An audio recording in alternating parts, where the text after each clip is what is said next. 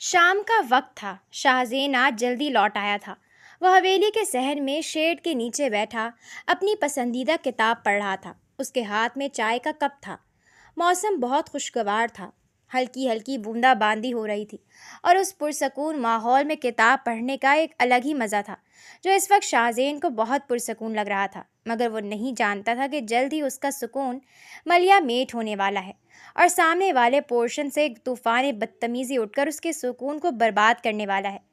वो तूफ़ान बदतमीज़ी कोई और नहीं, दुआ हयात ख़ान थी, जो शाहज़ेन को लॉन में सुकून से किताब पढ़ता देखकर अपने पोर्शन से लॉन में आई थी। उसने पानी का पाइप उठाया और पौधों को पानी देते देते उसने पाइप का रुख किताब में गुम शाहज़ेन की तरफ कर लिया। वो जो किताब पढ़ने में इतना मगन था कि उसे दुआ की आमद का अंदाज़ा ही ना हो सका। खुद पर पड़ते पानी से जैसे गहरे होश से जागा। उसके हाथ से किताब छूटकर गिर गई और पानी में बुरी तरह भीग गई। चाय का कप उसने गिरने से बचा लिया था, मगर अपनी शर्ट भिगो ली थी। ये क्या बदतमीज़ी है दुआ, दिखाई नहीं देता तुम्हें? दुआ ने ये देखा तो अपनी हंसी दबाई। अरे शाहज़ेन भाई, क्या करूं? हवा इतनी है कि ये पाइप मेरे हाथ से निकलकर आपको हाय हेलो कहने आ गया। वो तेज़ी से दौड़कर आई और पाइप का रुख दोबारा से पौधों की तरफ कर लिया, मगर शाहज़ेन अब बुरी तरह भीग चुका था। उसे सख्त गुस्सा आया। तुमने मेरी पसंदीदा किताब ख़राब कर दी। वो झुका और किताब उठाई, जो अब कीचड़ और गीले कागज़ों का एक अजीब सा मंजर पेश कर रही थी। ओह हो शाहज़ेन भाई, आप भी ना बस एक किताब को लेकर बैठे हैं। वैसे अब्बा कहते हैं कि जो लोग ज़्यादा किताबें पढ़ते हैं उनका जहन दीमक ज़दा हो जाता है, और इसीलिए मैंने आपके जहन को पानी से धोकर दीमक ख़त्म कर दी। वो मुंह पर हाथ रखकर हंस पड़ी थी। शाहज़ेन ने दांत किचकिचा कर उसे देखा। महंगी किताब थी, मेरी पसंदीदा थी, लेकिन तुम क्या जानो, पढ़ाई से दूर भागने वाली बला। शाहज़ेन भी कहाँ पीछे रहने वाला था। ओहो शाहज़ेन भाई, किताब ही तो है, धूप निकलेगी तो सूख जाएगी। बल्कि एक काम करें, इसे घर के अंदर जाकर पंखे के नीचे रख दें। बस इतनी सी तो बात है। बात का बतंगड़ बनाना तो कोई आपसे सीखे। वो लापरवाही से कंधे उचकाकर वहीं पास रखी कुर्सी पर बैठी और झूलने लगी। तुम्हें अपने पोर्शन में चैन नहीं आता क्या? शाहज़ेन गुस्सा हुआ। बिल्कुल भी नहीं। असल में मौसम इतना अच्छा था, ऐसे में अगर कोई किताब पढ़े तो फिर उसकी अकल को 100 तोपों की सलामी देनी चाहिए। अरे भाई, ये मौसम तो पकौड़े खाने का है, इसीलिए तो ताई अम्मी ने फ़ोन करके बुलाया। दुआ आ जाओ बेटा, तुम्हें अपने हाथ के पकौड़े खिलाती हूँ। शाहज़ेन ने बेख्तियार अपना सर पीट लिया। अम्मी को भी ना, न जाने क्यों इतनी बोरियत होती है कि आफत की पुड़िया को ही अपने पास बुला लेती हैं। वो बड़बड़ाते हुए उठा और आगे बढ़ गया। दुआ भी अपनी जगह से उठी और उसके कदमों से कदम मिलाकर चलने लगी। वैसे शाहज़ेन भाई, आप भी ना बोरियत की पूरी पहाड़ी हैं। कहते हैं कि बारिश के मौसम में दुआ रद्द नहीं होती, और अपने सामने खड़ी खूबसूरत सी दुआ को कब से डांट डपट कर रद्द कर रहे हैं। ये सुनते ही शाहज़ेन के लबों पर खूबसूरत मुस्कुराहट बिखरी। वो हंसते हुए तितली की तरह उछलती कूदती अंदर पोर्शन की तरफ बढ़ गई, और शाहज़ेन सीने पर बाजू लपेटकर उसे देख कर रह गया था। वो ऐसी ही थी, चुलबुली बातूनी सी, और शाहज़ेन खामोशी से उसकी बातों को याद करके मुस्कुरा दिया। शाहज़ेन खिज़र ख़ान ने 2 दिन पहले ही अपनी कमाई से एक इंतहाई खूबसूरत गाड़ी खरीदी थी, और इस वक्त सहन में मुलाजिम के सर पर खड़ा उसे साफ़ करवा रहा था। दुआ, जो इस वक्त मोहल्ले के बच्चों के साथ क्रिकेट खेल रही थी, ये देखकर फ़ौरन से आगे बढ़ी, दुपट्टा कमर पर बांधा और शाहज़ेन के सर पर पहुंची। यह आपने नई गाड़ी खरीदी है? मुझे बताया भी नहीं। शाहज़ेन ने सर झटक कर उसे देखा। क्या मतलब, कोई भी चीज़ खरीदूं तो मस्जिद के स्पीकर से ऐलान करवाऊं? देख लिया ना, आप खरीद ली तो जाओ यहाँ से, मुलाजिम गाड़ी साफ़ कर रहा है। दुआ ने मुस्कुराते हुए नफ़ी में सर हिलाया। उसके जहन में शैतानी मंसूबा तश्कील पाने लगा।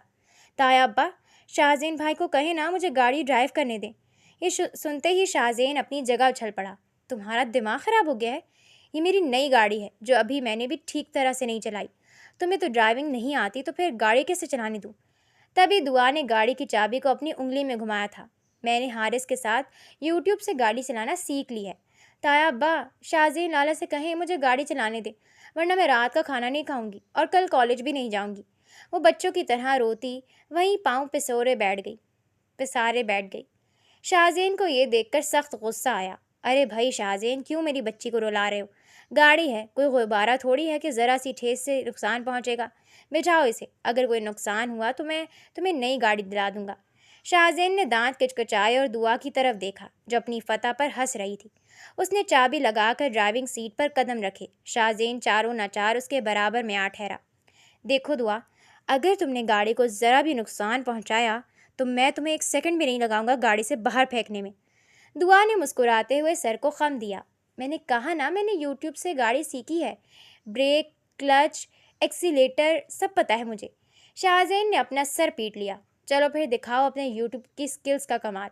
وہ طنز سے کہتا اسے اشارہ کرنے لگا۔ دل البتہ زور زور سے دھڑک رہا تھا کہ کہیں یہ لڑکی اس کی نئی گاڑی کو نقصان نہ پہنچا دے۔ دعا نے پرجوش ہو کر گاڑی سٹارٹ کی اور اس قدر زور سے ایکسیلیٹر پر پاؤں رکھا کہ گاڑی راکٹ کی طرح اڑتی ہوئی صحن کے بیچوں بیچ رکھے تایا جان کے گلاب کے پودوں کو کچلتی نیم کے درخت سے جا ٹکرائی۔ دعا کی چیخیں بلند ہوئیں، استغفر اللہ استغفر اللہ، شاہزین بھائی مجھے بچا لیں۔ اس نے بے اختیار شاہزین کا ہاتھ پکڑا اور اس کے کندھے سے لگ کر اس کی شرٹ کو مٹھی میں بھینچ کر زور زور سے چلانے لگی۔ ایک لمحے کے لیے شاہزین کو پتہ ہی نہ چلا کہ ہوا کیا ہے۔ اگلے ہی پل اس نے اپنی گاڑی کو سنبھالا۔ گاڑی ایک جھٹکے سے رکی۔ دعا کا سر سیٹ سے زور سے ٹکرایا۔ اس نے اپنے سر کو تھام لیا۔ یہ کیا کر دیا آپ نے؟ آپ بریک تو لگاتے، قسم سے اتنا سر میں درد ہو رہا ہے۔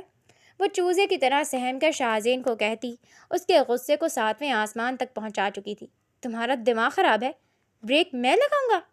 گاڑی تم چلاؤ، چابی تمہارے پاس ہے، ایکسیلیٹر پر پاؤں تمہارا ہے، اور تم مجھے کہہ رہی ہو کہ بریک میں لگاؤں؟ تم عقل سے پیدل ہو کیا؟ یہاں بیٹھے بیٹھے میں تمہارے پاؤں بھی کنٹرول کروں؟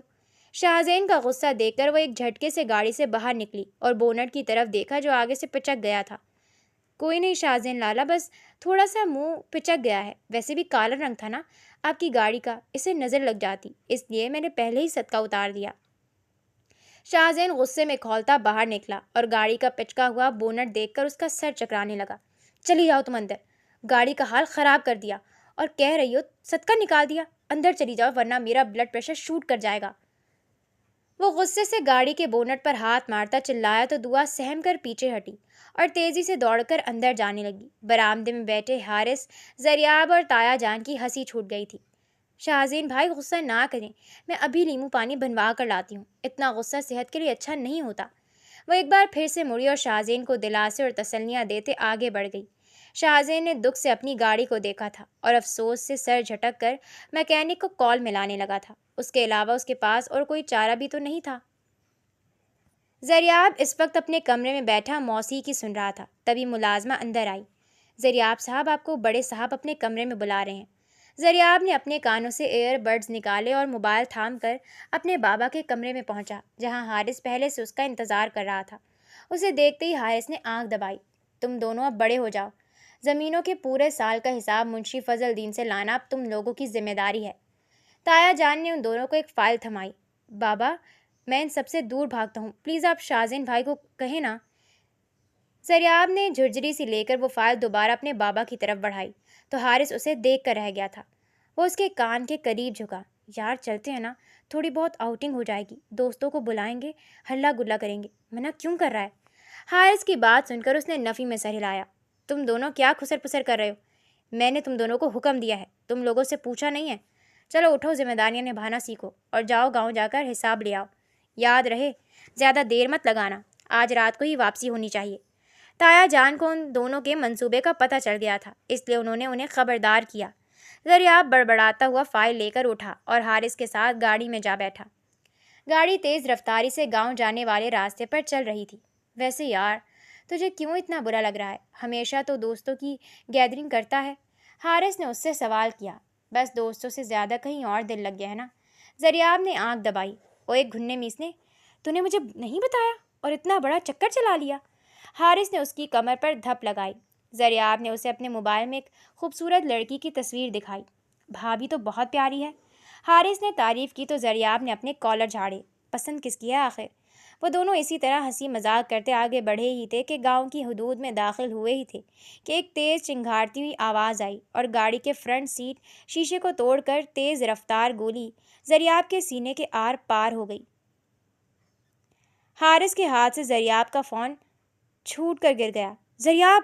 حارث چلایا اور کپکپاتے ہوئے وجود سے اسے تھاما۔ زریاب کا پورا وجود خون میں لت پت تھا، اس کے منہ سے خون نکل پڑا تھا۔ گولی اس کے سینے کے آر پار ہو گئی تھی اور وہ ہچکیاں لے رہا تھا، گویا اس کی آخری سانسیں ہوں۔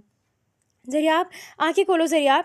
حارث شاک تھا۔ گولی کی آواز سن کر آس پاس گاؤں کے لوگ وہاں جمع ہونے لگے۔ حارث کا پورا سفید کرتا خون سے رنگ آلود ہو چکا تھا۔ لگتا ہے اسی نے گولی ماری ہے، جائیداد کا تنازع لگتا ہے۔ حارث نے یہ سنا تو خوفزدہ ہو گیا۔ وہ ویسے بھی کم عمر تھا۔ وہ دروازہ کھول کر باہر نکلا۔ ارے ارے، پکڑو اسے! بھاگ کہاں رہا ہے؟ یہ ضرور اسی نے کیا ہے، تبھی تو بھاگ رہا ہے۔ قاتل ہمیشہ بھاگتا ہے۔ ایک ساتھ کئی آوازیں ابھریں۔ حارث نے روتے ہوئے پیچھے پلٹ کر زریاب کے ساکت وجود کو دیکھا۔ زریاب، میرے بھائی، یہ کیا ہو گیا؟ میں نے تجھے نہیں مارا۔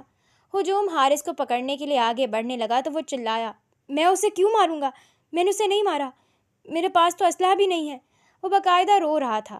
حیات خان اور خزر خان کی حویلی خون سے رنگ آلود ہو گئی۔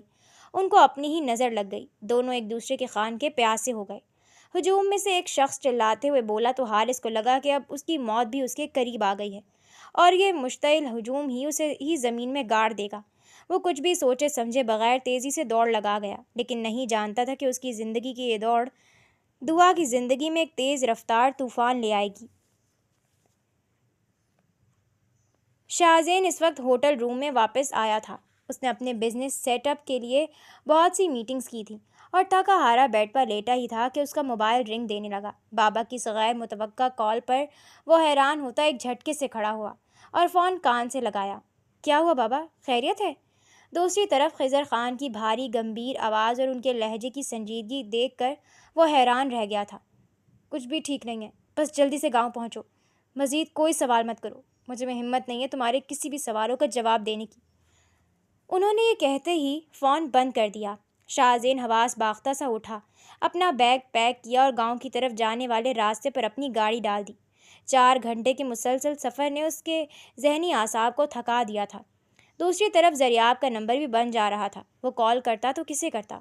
اس کے دل میں بے پناہ وسوسے پیدا ہونے لگے۔ گاڑی ایک جھٹکے سے گاؤں کی حویلی کے پاس رکی اور وہاں لگا جرگہ دیکھ کر شاہزین اپنی جگہ ٹھہر سا گیا۔ اس کے قدم زمین میں جم سے گئے۔ وہ دھیرے دھیرے چلتا آگے بڑھا۔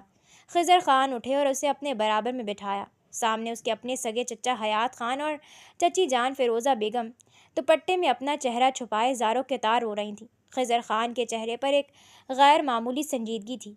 شاہزین کو کچھ سمجھ ہی نہیں آیا کہ ہوا کیا ہے۔ بابا، ہوا کیا ہے؟ اب مجھے بتائیں تو صحیح۔ مگر خضر خان نے ہاتھ اٹھا کر جرگے کے عمر رسیدہ بزرگ کی طرف اشارہ کیا۔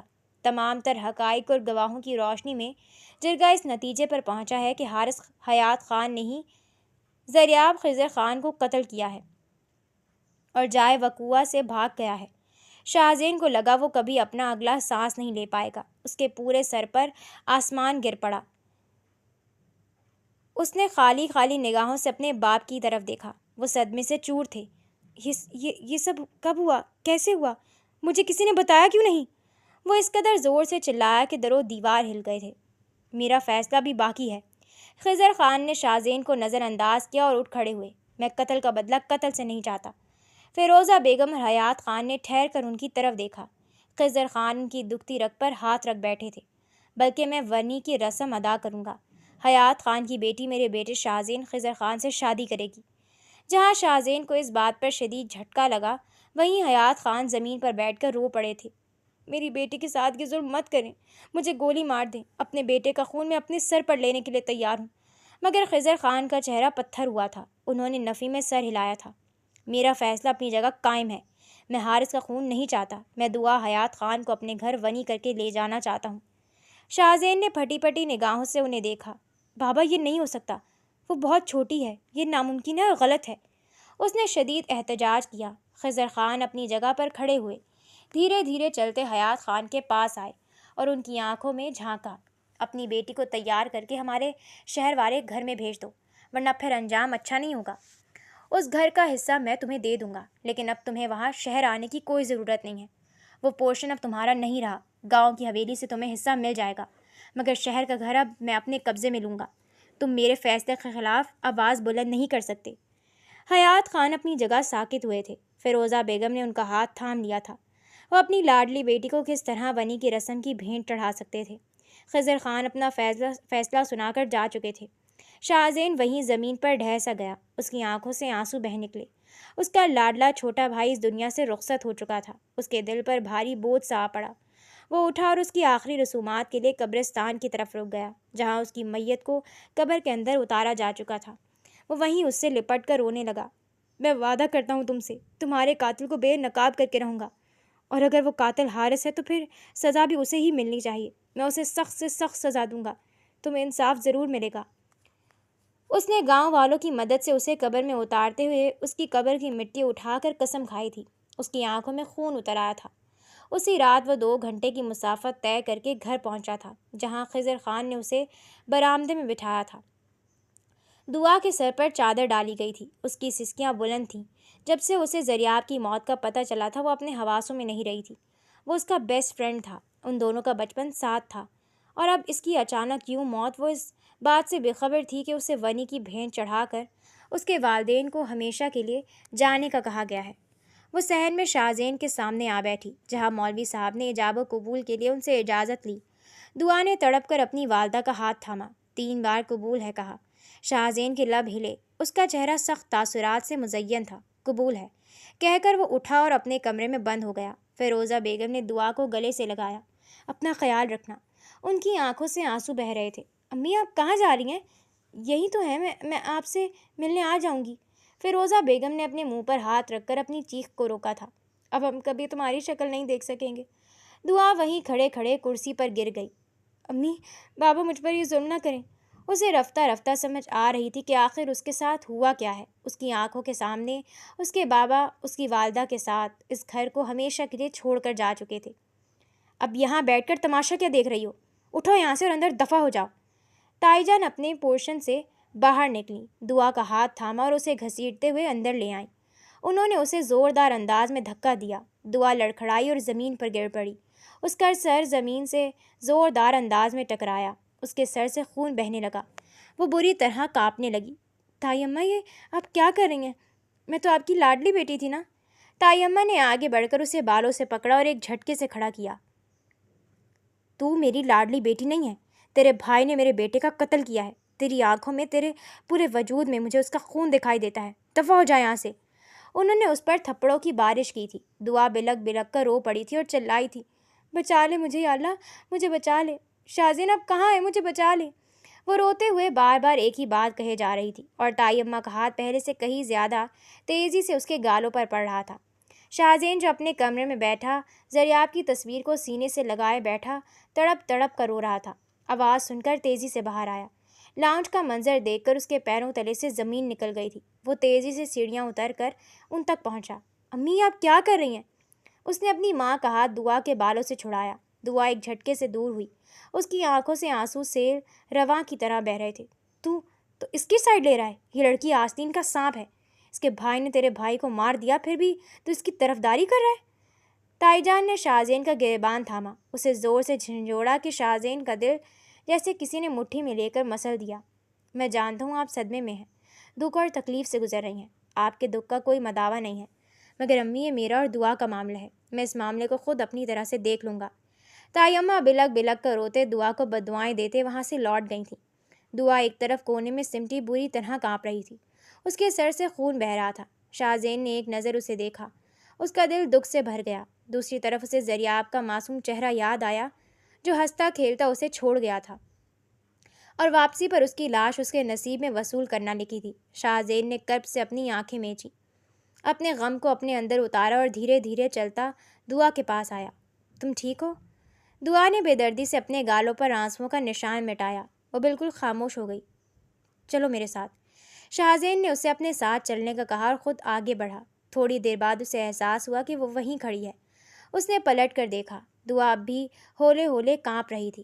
شاہزین نے اپنا سر جھٹکا، اپنے اندر ابلتے غصے کے لاوے کو دبایا اور آگے بڑھ کر اس کا ہاتھ تھاما۔ دعا نے تڑپ کر شاہزین کی آنکھوں میں دیکھا، وہ اسے گھسیٹتے ہوئے اپنے کمرے کی طرف لے جانے لگا۔ شاہزین چھوڑ دے، میرا ہاتھ درد کر رہا ہے۔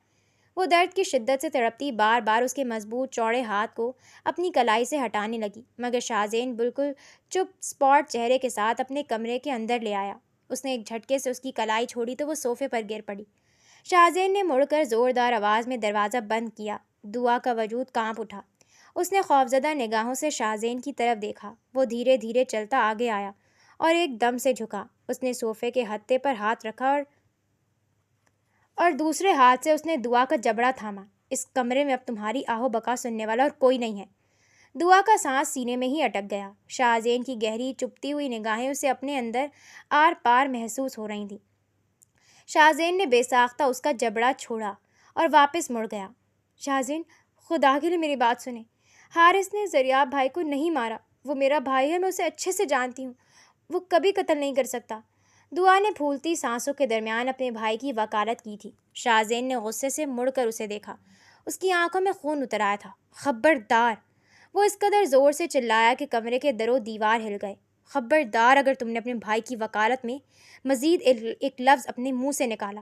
میں ابھی اپنے بھائی کو کچھ دیر پہلے اپنے ہاتھوں سے زمین کے سپرد کر کے آیا ہوں، اور تم چاہتی ہو کہ میں یہاں تمہارے بھائی کی بے گناہی کے قصیدے سنوں؟ ہاں؟ دعا کے ہونٹ خشک ہو گئے۔ اس نے بے اختیار اپنے خشک ہونٹوں پر زبان پھیری۔ آج سے پہلے اس نے شاہزین کو کبھی اتنے غصے میں نہیں دیکھا تھا۔ میری ماں نے تم پر ہاتھ اٹھایا، غلط کیا، لیکن وہ اپنی جگہ پر صحیح تھی۔ وہ ایک غم زدہ ماں تھیں، پر میں تم پر ہاتھ نہیں اٹھاؤں گا، تشدد نہیں کروں گا۔ جسمانی زخم تو بھر جائیں گے، اس لیے میں تمہیں جسمانی چوٹ نہیں پہنچاؤں گا، بلکہ… وہ چند لمحے سانس لینے کے لیے رکا۔ میں تمہاری روح کو چھلنی کروں گا۔ ساری عمر تم اپنی روح کو سمیٹنے میں گزار دو گی۔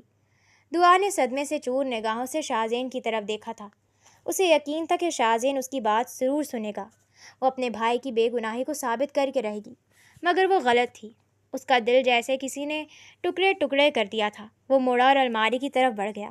وہاں سے اپنے سادہ کپڑے نکالے اور صوفے کی طرف جاتے ہوئے آخری بار رکا۔ تم یہاں اپنے بھائی کے گناہ کا کفارہ بن کر آئی ہو، اور ونی کی کوئی عزت نہیں ہوتی۔ آج کے بعد میرے سامنے کبھی ہنسنے یا وہ پرانی شرارتیں دکھانے کی کوشش بھی مت کرنا، کیونکہ تمہارا ہر کہا میرے بھائی کے خون کی توہین ہوگا۔ اب اس اندھیرے کونے میں بیٹھو اور اپنی زندگی کے مٹ جانے کا تماشا دیکھو، کیونکہ تمہاری زندگی کا سورج ہمیشہ کے لیے ڈوب چکا ہے۔ اس نے ایک جھٹکے سے کمرے کی لائٹ بند کر دی اور صوفے پر جا کر لیٹ گیا۔ کمرے میں اچانک چھا جانے والے اس گپ اندھیرے میں دعا کو ایسے لگا تھا جیسے کسی نے اسے زندہ زمین میں گاڑ دیا ہے۔ سورج کی روشنی کمرے کے اندر داخل ہوئی تو دعا ہڑبڑا کر اٹھ بیٹھی، ساتھ ہی دروازے پر دستک ہوئی۔ وہ لڑکھڑاتے ہوئے قدموں سے اٹھی۔ دروازہ کھولا تو سامنے تائی اماں خونخوار نگاہوں سے اسے گھور رہی تھیں۔ تمہارے باپ کا گھر نہیں ہے یہ؟ ونی میں لائی گئی ہو۔ اٹھو، جا کر اپنے کام سنبھالو، اور ہاں، اب تم اس کمرے میں نہیں رہو گی۔ ونی ہونے والیوں کی زندگی کنیزوں کی طرح ہوتی ہے، سمجھ گئی تم؟ دعا نے چند لمحے ان کی آنکھوں میں دیکھا، وہی آنکھیں جہاں کبھی پیار تھا، اب وہاں اجنبیت ہی اجنبیت تھی۔ اس نے سر جھکا دیا۔ جی بہتر، یہ کہہ کر وہ باہر آ گئی۔ وہ کل سے اسی سفید شلوار قمیض میں ہی ملبوس تھی۔ وہ دھیرے دھیرے چلتی کچن میں آئی تو وہاں کا منظر دیکھ کر اس کا سر چکرا کر رہ گیا۔ ایسا لگ رہا تھا کچن صدیوں سے گندا پڑا ہو، یا شاید جان بوجھ کر اس کے لیے کام بڑھایا گیا ہو۔ اس نے اپنی آستین اوپر چڑھائی، گہری سانس لی اور کام میں جت گئی۔ وہ فجر میں اٹھی تھی اور جب کام مکمل کر کے گھڑی پر نظر دوڑائی تو صبح کے 8 بج رہے تھے۔ وہ بے حد تھک چکی تھی۔ وہ جس نے اپنے گھر ہل کر پانی تک نہ پیا تھا، آج اتنی بڑی ذمہ داریاں اٹھانے لگی۔ مجھے کس بات کی سزا مل رہی ہے؟ اس نے بے اختیار سوچا۔ تبھی تائی جان اندر داخل ہوئی۔ تم یہاں بیٹھ کر آرام کر رہی ہو؟ آرام کے لیے نہیں لائی گئی، ناشتہ بناؤ میرے لیے۔ انہوں نے اسے حکم صادر کیا۔ وہ جلدی جلدی ہاتھ چلانے لگی۔ ناشتہ بنا کر وہ ان کے پاس آئی۔ تائی امی نے تن سے اسے دیکھا۔ تمہارے ہاتھ خون آلود تھے، تم نے ہاتھ تک نہیں دھوئے، ان سے ہمیشہ خون کی بو آتی رہے گی۔ انہوں نے ٹرے اٹھا کر وہیں پھینک دی۔ کانچ کے برتن ٹوٹ گئے۔ دعا گھبرا کر پیچھے ہٹی تو اس کا ننگا پیر کانچ پر آ گیا۔ اس نے بے اختیار ایک درد بھری سسکی لی۔ شاہزین جو شور سن کر باہر آیا، دعا کو اس طرح آنسوؤں کے ساتھ روتے دیکھ کر ٹھہر گیا۔ پھر اس کی نظر دعا کے پاؤں پر گئی، جہاں سے خون بہہ کر فرش کو رنگین کرنے لگا۔ وہ دوڑ کر آگے آیا۔ یہ کیا کیا تم نے؟ وہ غصے میں اس پر چلایا۔ دعا نے شکوہ کناں نگاہوں سے تائی امی کی طرف دیکھا۔ تم کیوں اس کے ساتھ رحم دل کا مظاہرہ کر رہے ہو؟ یہ رحم کی مستحق نہیں ہے، اس کی لگام کس کر رکھو۔ تائی اماں بڑبڑاتے ہوئے وہاں سے کھڑی ہوئیں۔ شاہزین نے اس کے بازو کو تھاما۔ میں نے کچھ نہیں کیا۔ دعا کو لگا کہ شاہزین ایک بار پھر اس پر ہاتھ اٹھائے گا۔ بیٹھ جاؤ اور دھیرج رکھو، وہ سخت تاثرات کے ساتھ کہتا اسے زبردستی صوفے پر بٹھا گیا۔ دعا خالی خالی نگاہوں سے اسے دیکھنے لگی۔ شاہزین نے اس کا پاؤں تھاما اور اپنے گھٹنے پر رکھا۔ دعا نے کھینچنا ہی چاہا کہ شاہزیب نے اپنی گرفت اور زیادہ مضبوط کر لی۔ پھر اس نے ملازمہ کو فرسٹ ایڈ باکس لانے کا کہا تھا۔ تب تک اس نے اپنا رومال اس زخم پر رکھا۔ دعا کی درد بھری سسکیاں گونجنے لگیں۔ شاہزین بالکل خاموش تھا۔ اس نے وہ پٹی آہستگی سے زخم صاف کر کے اس کے پاؤں پر باندھ دی۔ ایسے کام کرتی ہی کیوں ہو؟ جب امی کو تم سے نفرت ہے، تمہاری آنکھوں میں زریاب کا خون دکھائی دیتا ہے، تو تم ان کے سامنے ہی کیوں جاتی ہو؟ کیا ان کا درد اور بڑھانا چاہتی ہو؟ کیا تمہیں ان پر رحم نہیں آتا؟ وہ الٹا اس کو ڈانٹنے لگا۔ دعا نے نم نگاہوں سے اسے دیکھا۔ اس کی برداشت کی حد اب ختم ہو چکی تھی۔ اس نے شاہزین کا ہاتھ جھٹکا۔ آپ کو کیا لگتا ہے میں یہ سب جان بوجھ کر رہی ہوں؟ ہاں؟ وہ لڑکھڑاتے قدموں سے کھڑی ہو گئی اور آگے بڑھی۔ سچ تو یہ ہے کہ رشتوں کا پاس اور تقدس آپ لوگ بھول گئے ہیں۔ میرا بھائی بے گناہ تھا، ہے اور رہے گا۔ اس کی بے گناہی میں ثابت کروں گی، تب آپ لوگوں کی نگاہیں جھکی ہوئی ہوں گی اور پچھتا رہے ہوں گے، مگر تب پچھتانے کا کوئی فائدہ نہیں ہوگا، کیونکہ میں آپ لوگوں کو معاف نہیں کروں گی۔ سالوں کے رشتے آپ لوگوں نے پل بھر میں مٹی میں ملا دیے۔ مانا کہ زریاب کا خون ہوا، یہ ناقابل برداشت دکھ ہے، لیکن اس کا مطلب یہ نہیں کہ انسان اپنے خون سے ہی آنکھیں پھیر لے اور ان پر بے بنیاد الزام لگائے۔ وہ آنسوؤں کے درمیان کہتی شاہزین کو حیرت زدہ کر گئی۔ وہ اس کے اس روپ پر دنگ رہ گیا اور دعا لنگڑاتے ہوئے سرونٹ کوارٹر کی طرف بڑھ گئی تھی۔ اس نے پورا دن کچھ نہ کھایا، اسے شدید چکر آ رہے تھے۔ رات کے آخری پہر وہ کچن میں داخل ہوئی۔ فریزر کھولنے لگی تو تالا لگا ہوا تھا۔ اسے بے ساختہ رونا آنے لگا۔ اسے یاد آیا تھا کہ کس طرح اس کی والدہ کبھی کبھی اس کی ضد پر اسے اپنے ہاتھوں سے کھانا کھلاتی تھی۔ اس کے حلق میں آنسوؤں کا گولا سا پھنسا۔ وہ چند قدم آگے آئی۔ کچن میں ہمیشہ ایک کٹورا موجود ہوتا تھا جہاں پرندوں کو ڈالنے کے لیے سوکھی روٹیاں پڑی ہوتی تھیں۔ اس نے آنسو صاف کر کے گلاس میں پانی بھرا اور ان سوکھی روٹیوں میں سے 2-3 ٹکڑے اٹھا کر وہیں زمین پر بیٹھ گئی۔ اس نے پانی میں ڈبو کر پہلا نوالا لیا۔ اس کا دل چاہا کہ زمین پھٹے اور وہ اس میں سما جائے۔ نوالا اس کے حلق میں ہی اٹک گیا۔ اس نے وہیں سوکھی روٹی رکھ دی اور گھٹنوں میں سر دیے رونے لگی۔ کچن میں قدموں کی آہٹ سنائی دی۔ اس نے روتے سر اٹھا کر دیکھا تو شاہزین چونک کر اسے دیکھنے لگا۔ تم یہاں رات کے اس پہر کیا کر رہی ہو؟ وہ تفتیشی افسر بنا اس کی آنکھوں میں جھانک کر بولا۔ دعا نے کچھ نہ کہا، بس وہاں سے کھڑی ہو گئی اور آگے بڑھی ہی تھی کہ شاہزین نے اس کی کلائی تھام کر اسے زور سے کھینچا کہ وہ اس کے سینے سے جا لگی۔ دعا نے پھیلی آنکھوں سے اس کی یہ حرکت دیکھی۔ اس نے فوراً سینے پر ہاتھ رکھ کر اسے دور دھکیلا۔ مت بھولے کہ میری حیثیت اس وقت کنیز کی سی ہے اس گھر میں۔ تم نے کھانا نہیں کھایا؟ اس کا سوال سن کر دعا کے لب آپس میں پیوست ہوئے۔ کنیزوں سے کھانے کا نہیں پوچھا جاتا۔ وہ تلخی سے مسکرائی اور واپس پلٹ گئی۔ شاہزین اسے دیکھتا رہ گیا۔ کمرے میں آتے ہی وہ بے چینی سے یہاں وہاں ٹہلنے لگی۔ اس وقت رات کے 2 بج رہے تھے۔ مجھے زریاب کے کمرے میں جانا چاہیے، شاید وہاں سے میرے بھائی کی بے گناہی کا کوئی ثبوت مل جائے۔ وہ ایک بار پھر سے چادر اوڑھ کر دبے قدموں گھر کے گپ اندھیرے میں آہستگی سے سیڑھیاں چڑھتے ہوئے زریاب کے کمرے کا ہینڈل گھمانے لگی، مگر وہ لاک تھا۔ اف اللہ! اس نے بے ساختہ اپنا ماتھا پیٹ لیا، پھر اپنے بال سے بال پین نکال کر وہ لاک کو چھیڑنے لگی۔ وہ ایسی ہی کارروائیاں اپنے گھر میں بہت کیا کرتی تھی۔ ٹھک کی آواز آئی اور لاک کھل گیا۔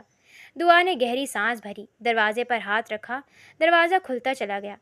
اس نے 1 سیکنڈ سے بھی کم عرصے میں اندر جا کر دروازہ دوبارہ لاک کر دیا۔ پھر اس نے دھیرے سے لائٹ جلائی اور زریاب کے کمرے کی تلاشی لینے لگی۔ آدھے گھنٹے تک اس نے پورا کمرہ الٹ پلٹ کر دیا تھا، مگر اسے کوئی قابل ذکر چیز نہ ملی۔ وہ تھک ہار کر اپنا سر اپنے ہاتھوں میں گرا کر رونے لگی۔ یا اللہ، میں کیا کروں؟ میں کیسے اپنی بے گناہی کو ثابت کروں گی؟ میں کیسے اپنے بھائی کو اس جرم سے نجات دلاؤں گی؟ اس کی سسکیوں سے کمرہ گونجنے لگا۔ تبھی اسے کھڑکی کے پاس کسی سائے کی حرکت محسوس ہوئی۔ وہ ڈر کر کھڑی ہو گئی اور جیسی دروازے کی طرف بھاگی، کوئی کھڑکی کھول کر اندر چھلانگ لگا چکا تھا۔ اس سے پہلے کہ وہ چیختی، اندر آنے والا شخص اس کے منہ پر ہاتھ رکھ کر اس کی چیخ کو خاموش کروا گیا۔ وہ اس کی گرفت میں مچلنے لگی تھی۔ تبھی اس شخص نے اپنے چہرے سے ماسک ہٹایا اور دعا کی آنکھیں پھٹی کی پھٹی رہ گئی۔ وہ کوئی اور نہیں، اس کا اپنا سگا بھائی حارث تھا۔ حارث! دعا کے ہونٹ پھڑپڑائے۔ تم کیسے ہو میرے بھائی؟ وہ اس کے گلے لگ کر زاروں قطار رو پڑی تھی۔ میں ٹھیک ہوں دعا، میں بہت شرمندہ ہوں، میری وجہ سے تمہیں یہ دن دیکھنے پڑ رہے ہیں۔ دعا نے اپنے آنسو صاف کر کے نفی میں سر ہلایا۔ مجھے تم پر پورا بھروسہ ہے، تم قاتل نہیں ہو سکتے۔ حارث کی آنکھیں بھی نم ہو گئیں۔ زریاب، آپ کو میں نے قتل نہیں کیا۔ یہ دیکھو میرے پاس ثبوت ہے، مگر شاید یہ لوگ میرے ثبوت پر یقین نہ کریں۔ میں لیکن تمہاری نظروں میں سرخرو ہونا چاہتا ہوں۔ تم چاہو گی تو میں اپنی گرفتاری دے دوں گا، تم چاہو گی تو اپنی گردن پہ کٹوا دوں گا، لیکن تمہیں اس حالت میں دیکھ کر میرا دل پھٹنے کے قریب ہے۔ وہ وہیں زمین پر بیٹھ کر آنسو بہانے لگا۔ دعا نے اس کے ہاتھ سے موبائل لیا اور اس ویڈیو کو دیکھنے لگی۔ یہ ویڈیو میں نے اس وقت بنائی جب ہم گاؤں کی خوبصورت ہریالی کو دیکھتے ہوئے آگے بڑھ رہے تھے۔ تبھی میں نے ایک مشکوک شخص کو ہماری گاڑی سے چند کلومیٹر دور کھڑے دیکھا۔ میرا دھیان ہٹ گیا اور یہی میری سب سے بڑی غلطی ہوئی۔ دعا نے ویڈیو میں باقاعدہ دیکھا تھا کہ ایک شخص اسلحہ لیے کھیتوں میں کافی دور کھڑا تھا۔ اس نے زوم کرنے پر دیکھا تو اس کا چہرہ ہلکا ہلکا سمجھ آنے لگا۔ یہ کون ہو سکتا ہے؟ حارث نے کندھے اچکائے۔ میں نہیں جانتا، مگر مجھے پورا یقین ہے کہ اسی شخص نے گولی چلائی ہے۔ دعا نے اس کا ماتھا چوما۔ مجھے یقین ہے تم بے گناہ ہو، میں کچھ نہ کچھ کر لوں گی، لیکن ابھی تم اس وقت یہاں سے چلے جاؤ۔ اور تم؟ حارث کے کہنے پر اس کی آنکھیں نم ہوئیں۔ میں برداشت کر لوں گی، مجھ میں بہت برداشت ہے۔ وہ دعا کے کہنے پر واپس لوٹ گیا اور دعا آہستگی سے اپنے سرونٹ کوارٹر میں جا کر لیٹ گئی۔ مچھروں کی بہتات تھی اور نیند اس کی آنکھوں سے کوسوں دور تھی۔ دوسری طرف شاہزین اپنے کمرے میں لیٹا چھت پر لگے پنکھے کو گھور رہا تھا۔ اس کے ذہن میں بار بار دعا کے الفاظ گونجنے لگے۔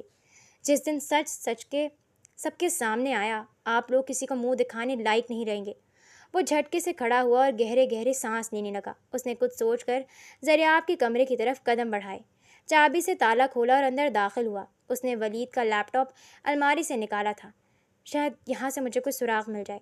اس نے لیپ ٹاپ کھولا اور ولید کی ای میل آئی ڈی کھول کر میل چیک کرنے لگا۔ وہ اس کے سارے پاس ورڈ جانتا تھا۔ تبھی اسے آخر میں ایک ای میل دکھائی دی جو زریاب نے اسے بھیجنے کی کوشش کی تھی، اور وہ غلطی سے ڈرافٹ میں چلی گئی تھی۔ شاہزین نے کانپتے ہاتھوں سے میل کھولی۔ ای میل کھولی تو اس کے ہوش اڑ گئے تھے۔ بھیا، آپ کہاں ہیں؟ مجھے آپ سے ضروری بات کرنی ہے۔ منشی فضل الدین زمینوں کے حساب میں خرد برد کر رہا ہے۔ میں نے اس کے خلاف 4 شیٹ تیار کر لی ہیں۔ آپ آئیں تو اکٹھے کارروائی کریں گے۔ شاہزین وہیں زمین پر بیٹھ گیا۔ سارا سچ 1 منٹ میں اس کے سامنے آ گیا۔ ہم سے اتنی بڑی غلطی کیسے ہو گئی؟ اس نے بے ساختہ اپنا سینہ مسلا۔ اسے دعا کے آنسو یاد آئے، حیات خان اور فیروزہ بیگم کی سسکیاں یاد آئیں۔ اس نے وہیں لیپ ٹاپ بند کیا اور اپنے ساتھ اٹھا کر اپنے کمرے میں آیا۔ اسے رہ کر دعا کا خیال آنے لگا۔ وہ سیدھا سرونٹ کوارٹر کی طرف بڑھا۔ دعا چارپائی پر لیٹی چھت کو گھور رہی تھی۔ شاہزین اندر داخل ہوا تو وہ ایک جھٹکے سے کھڑی ہو گئی۔ آپ یہاں کیا کر رہے ہیں؟ اس نے دھیرے لہجے میں کہا۔ کمرے میں چلو۔ شاہزین کا حکم سن کر دعا کو اچنبھا سا ہوا۔ یہ کیا کہہ رہے ہیں آپ؟ کیا آپ کو نہیں پتا؟ آپ کی والدہ نے یہ میرا نیا ٹھکانہ بنایا ہے۔ شاہزین نے یہ سنا تو سر جھکایا۔ جانتا ہوں۔ اس نے دعا کا ہاتھ تھامنا چاہا۔ دعا کرنٹ کھا کر پیچھے ہٹی۔ اب وقت نکل چکا ہے ان باتوں کا۔ آپ کی نظروں میں میرا بھائی، میرا پورا خاندان مجرم ہے تو مجرم ہی صحیح، اور مجرم کو مظلوم اپنے ساتھ نہیں رکھتا۔ دعا نے طنز کیا لیکن شاہزین نے ہمت نہ ہاری۔ اس نے اسی وقت دعا کو کمر سے کھینچ کر اپنے قریب کیا۔ یہ مت بھولو کہ میں تمہارا شوہر ہوں، چاہے کنیز یا چاہے ونی، میں آنے والی لڑکی ہے چاہے اس کی خاندانی بیوی، اسے شوہر کے بلانے پر اس کے حکم کی تکمیل اس پر فرض ہے۔ دعا تلخی سے مسکرائی۔ یہ بھی ٹھیک کہا آپ نے، لگتا ہے آپ کے اندر کی مردانگی جاگ گئی ہے۔ دعا! شاہزین کا ہاتھ فضا میں بلند ہوا اور اگلے ہی لمحے اس نے اپنے ہاتھوں کی مٹھیاں بھیج کر دیوار میں دے ماری۔ دعا نے پہلی بار شاہزین کو اس قدر غصے میں دیکھا۔ وہ خوفزدہ ہو کر پیچھے ہٹی۔ شاہزین نے اسے بازو سے جکڑا اور گھسیٹتا ہوا اپنے کمرے میں لے آیا۔ اس نے اسے زوردار انداز میں بیڈ پر دھکا دیا۔ دعا کی آنکھوں سے آنسو بہنے لگے۔ یہ آپ کیا کر رہے ہیں شاہزین؟ اسے اپنے دل کی دھڑکن تیز ہوتی محسوس ہوئی۔ وہ اس پر جھکا۔ مت بھولو، ہمارے درمیان شرعی رشتہ موجود ہے، اور جب چاہوں میں اپنا حق وصول کر سکتا ہوں۔ تم میری مردانگی کو نہیں للکار سکتی۔ دعا نے اپنا رخ پھیر لیا۔ اسے شاہزین کی گرم سانسیں اپنے چہرے پر محسوس ہوئی تھیں۔ شاہزین نے جھٹکے سے اسے چھوڑا اور صوفے پر بیٹھ گیا۔ صبح تیار ہے نا؟ ہم گاؤں جا رہے ہیں۔ دعا نے بے یقینی سے اسے دیکھا۔ کیوں، مجھے موت کے گھاٹ اتاریں گے، یا پھر میرے چہرے پر کالک مل کر پورے گاؤں میں گھمائیں گے، یا پھر میرے سر پر قاتل کی بہن کا ٹیگ لگا کر لوگوں سے پتھر پڑوائیں گے؟ شاہزین نے تلخی سے سر جھٹکا۔ ایسا کچھ بھی نہیں ہے، یہ تمہارے دماغ کا فطور ہے۔ دعا خاموش ہو گئی۔ اگلے دن اس کی آنکھ کھلی تو شاہزین تیار تھا۔ کافی دیر تک سوتی رہی ہو، اب اٹھ گئی ہو تو تیار ہو جاؤ، ہم گاؤں جا رہے ہیں۔ دعا نے سوالات کرنے کے لیے ہونٹ وا کیے کہ شاہزین نے پلٹ کر اس کے ہونٹوں پر اپنا ہاتھ رکھا۔ کوئی سوال نہیں، کم از کم آج نہیں، اور ہاں، میں نے تمہارے لیے کپڑے منگوا لیے ہیں، الماری میں ٹنگے ہوئے ہیں۔ دعا نے الماری کھولی اور تلخی سے ہنسی۔ آپ نے کچھ زیادہ ہی اسٹاک منگوا لیا ہے۔ میرا یہاں اتنا لمبا عرصہ رہنے کا کوئی موڈ نہیں ہے۔ وہ اس کا دل جلاتی واش روم میں گئی اور باہر نکلی تو ایک لمحے کے لیے شاہزین ٹھٹک کر رہ گیا۔ وہ بہت پیاری تھی اور اس وقت بہت خوبصورت لگ رہی تھی۔ شاہزین نے بے ساختہ نظریں چنائیں، پھر وہ اس کے ہمراہ گاڑی میں بیٹھی۔ گاڑی گاؤں کے راستے پر چلنے لگی۔ وہاں اس نے حیات خان، فیروزہ بیگم، خضر خان اور اپنی والدہ کو بھی مدعو کیا تھا، لیکن اس وقت وہ صرف اپنی بیوی دعا کے ساتھ جا رہا تھا۔ کچھ بتائیں گے کہ آخر آپ مجھے کیوں لے جا رہے ہیں؟ شاہزین خاموش رہا۔ اس نے گاڑی حویلی کے بجائے جرگے کے صحن میں روکی، جہاں پہلے سے پورا گاؤں موجود تھا۔